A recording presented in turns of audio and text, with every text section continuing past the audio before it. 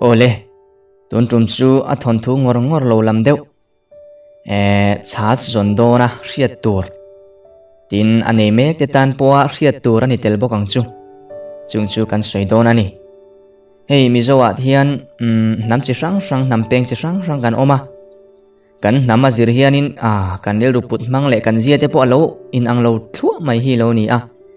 Chu wang chuan ibial nu ibial pa ka eng nam nge ni ti kha han chiang masapot mai la. Chuan tuna hian nam sang sang te zia le an nil ruput dan te kan lo soi dona chu tarang chuanin ibial nu emo ibial pa emo kha care dan mo. Ngai ven dan ngai sak dan kha ilo re thei don ani. Tuna kan lo soi ngal char charang. Pakhat na ralte ralte ingai zon chuan du huam su heu ane thoi mayang che ma se I thik thu a chiat lo viau chuan a ring hlelang che izai da mangai ati tau pe via vania ring bur ngam lo mala apoi lo panina sai lo ingai zon chuan kher hiam ro in kis renga duang ma se lau su anh sum thei viau an kola ma se za zum ruk na ria van ne an chapo boka mangai na an lana hle ma se mi chak takan ni thung pathum na chuan fanai ve thung chumo I fim khurangai thik turan hrelutuk a thin rim to chuan ngoi maka tha a ban dai mayang che tin mi chal lang ni an du bok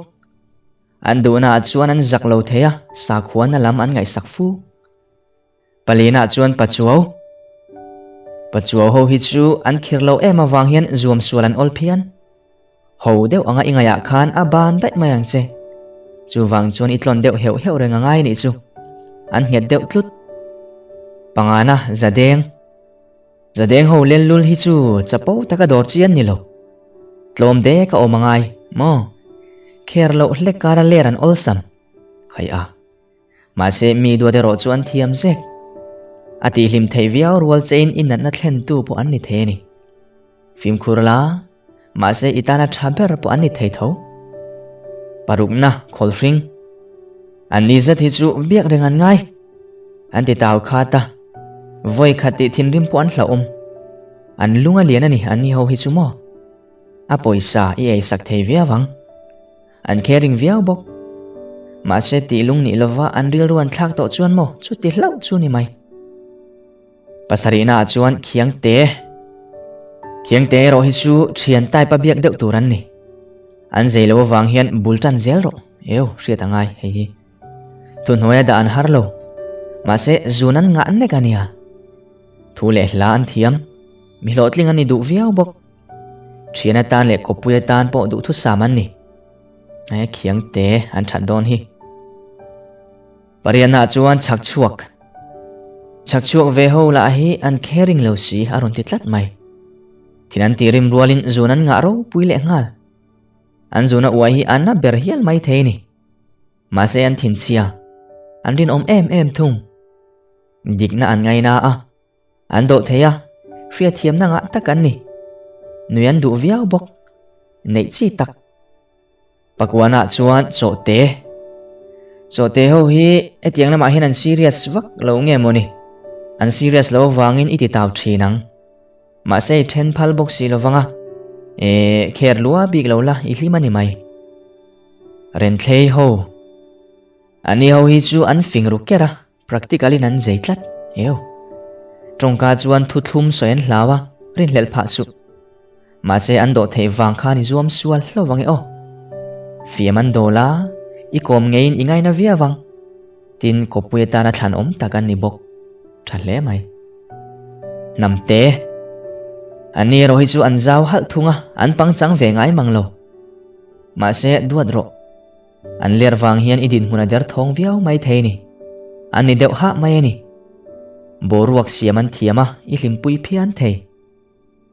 pial tu ve thung chu an zeilova in hau pui an chi lo midang ne ma em ma se nget viau thawan ni pau tu ve thung hi lulu le ngal zetan ni a inge ruk changa tamang ma se ban mi su ingai le don tho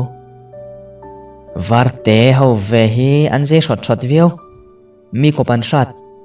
ma se thui oi thiam chuan in ne watang an mele tra ma se an mu zo lo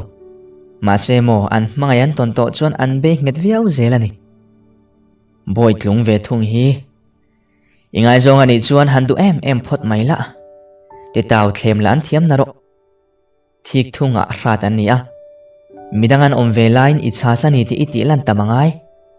zun nga ve tak an ni a an du oma talen ne that tak an ni du som paro na hian tlaw ho an lo lang le a ani hi chu kher dan tur tok hriat tur an mu mal lo viau ani ome aum dan ang angin om ve zel ro ma se I at chil mai thei mi ne thei na riau zu nei tlata chuan som pasari na hian changte hei chu kan nam ding ani tlat an ui kom an boring lo viau ti puyan du zo ka an ler ran lo na inan zero zek tlat maya an mel tra a chuan zun po an nga an lim theya an bula om po anuam viau ma se an chapo nia o chu tak chu an zuna uaitina tu zuk ni tlat bok sia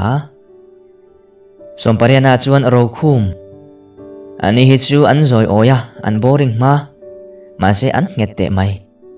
voi khati von to chuan I chu mai to lowang tiani hau heng ani ero hi chu an lera a zei pon zei irin hlel vai chona run luyang che zaidam takini chuan in ne chiang ve awang in pha hnoina in arunanga in ne emang in pha hnoi poimo viau don ani chu mar ho ani hi chu hria thiaman har zirchet chet an ngai bok an serious le caring em awang hian ngai ti that ngot chi ani lo an ler ve nek an thin po chetel bok tin an in ti to thiam hle bok ani chu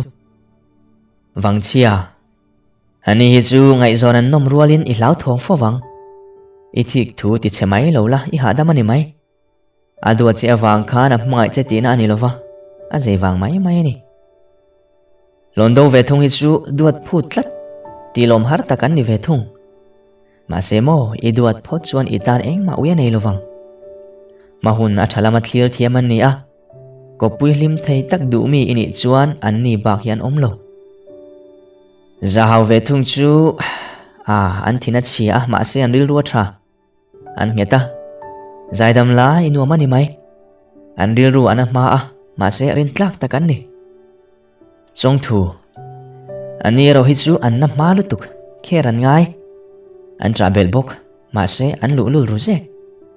an ril ru liana an hoi sena nei chi takan ni to chong ho an zei hiama an ler kher an ngai ana chang an thria ngai zon po an nuam ko puya tan po than om dewan nia o chin za chu hau chi an ni lo an kol lu tuk tlat duat la bereng ro thil tharan lombok duom na ria van nei tlat ani I kopal hlawani chuani van nei ra sel ve thung hi an nun anema chuwang chuan dimla pangchang ro zunan nga bok an har wanga an zau hle